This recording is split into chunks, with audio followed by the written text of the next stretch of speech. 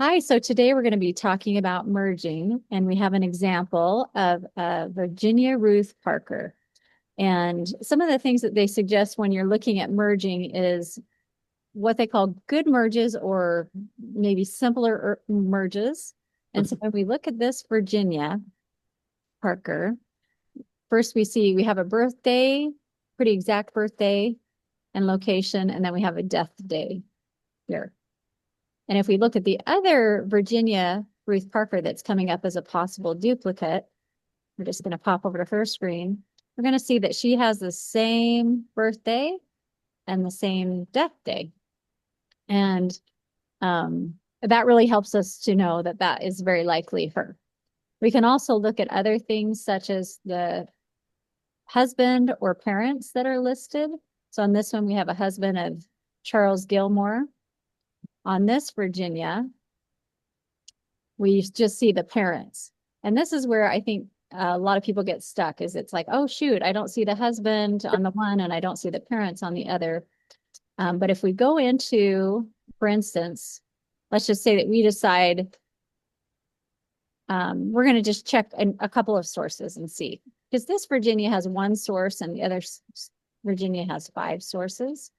But if we were to click on, for instance, Ancestry and go to this page, we see Virginia in someone's tree. And if we click on this, just as an example of one of the sources you could find, we see that in this person's tree, they have those parents and the husband the same as what we saw in our records. One of the records showing the husband and one showing the parents.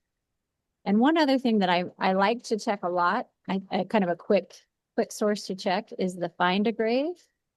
And so if I click on Find a Grave, again, as another source while I'm in Ancestry, I'll see that when I click on this picture, that it lists her parents and her spouse, again, as the same people that we have in that record.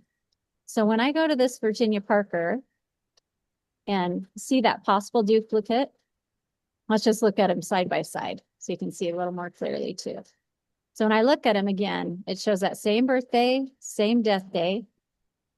And there's a little bit of information going forward. You'll see the spouse on one and the parents on the other.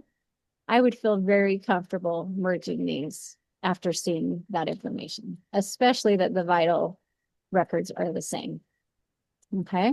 So that for me is what we would call that good merge, and that's how they explain it too. Is it's very easy. The birthdays, death dates are similar. We found a couple of records that show again the parents and the spouse are the same, and so that would be one to merge.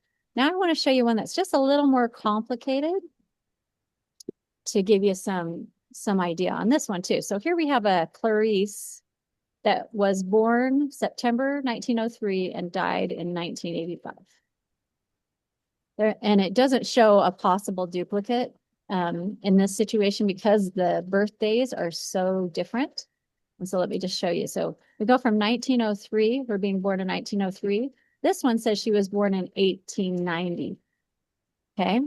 And it just says deceased. So very little information. There's no sources. There's just not a lot here. But on this one, Clarice has a husband of Mr. Radford and her dad's Johann. Okay. On the other record that had a lot more information, we see a different husband, but the dad is Johann. And now we see the mom, Matilda. So one of the things that I do here is I would start looking at sources.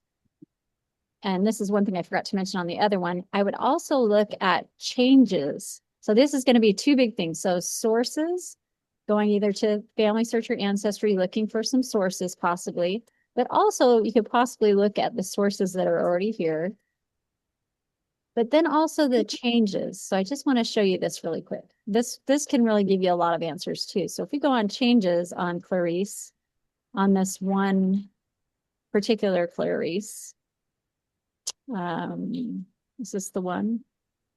This is not the one. Sorry. The other one, I wanted to show you some of the changes that were made. And it was right here. Let's see. So, okay, so here we see, oh, sorry, I think it was the other one. We'll go back to Clarice. Where was this? This was, no, I just lost it. More or less what had happened is someone had added the father and the mother on the one source or the one page, but then they were deleted. And here's kind of similar, something like that. But the dad was deleted. And I've tried to reach out to that person to ask why they were deleted, some different things like this. But more or less what's happened is as I've gone through this and checked, for instance, as one of the sources, if I clicked on that ancestry, again, if I'd clicked on this button or family search, you can do it also, but I clicked on ancestry and I found this family tree example, which is mine. So it's a little bit easier here to see. But I see those same parents, Johann and Matilda, and I see the husband is Vivian. And again, I can check some things like find a grave, just to give you an example, and see that this find a grave mentions this Clarice Ella Radford, born in 1903 and died in 1985. The only real question I have now is why this Clarice has a different husband on this one. So this one has the Herbert Mudford, which I can't find any records of, and it's not in family search. But again, here's the parents. These are the parents that I have too for Clarice, and the dates are right on this one. So I know this is her. But then on this Clarice, it has the husband and the dad. So I know this is her too. I hope that's making sense. But the only question I have is that this husband is not right. But I know I can merge these two together and continue to try to figure out who this possible second husband is or why someone's put this in. And one of the ways I'll do that is I message the person that entered Herbert Mudford as a husband. Hey, Angela. But because I found out the parents were the same and the other husband was the same. Yes, Brother Yeah, Blake. one of the things that those last names are suspiciously close. When you look at Mudford and Radford, a lot of times I'll go and look at when whoever's doing the indexing, they really couldn't tell whether it was maybe an M or an R and whether it was an A or a U, but they're close enough that if I go and look at the original record, I can see that, oh, yeah, I can see where they could make that out to be a MU rather than RA. You know what I'm saying? Yeah, such a good point. There's so many different ways to kind of check these sources. But even in this difficult one where the birth years are so far apart, if you were able to find the records, again, this completely makes sense. This information is completely what I have already, the born in 1903. This record is a very different birthday, but the same dad and the same husband. So I know that they're the same people. So I would merge. This would be the person that would remain, this Clarice Sonati, and I would merge that one that has the wrong birthday with her. Anyway, I hope that kind of helps a little bit in merging, but obviously you can always reach out to your family history consultants with any questions and things like that too. Hope that helps with merging a little bit.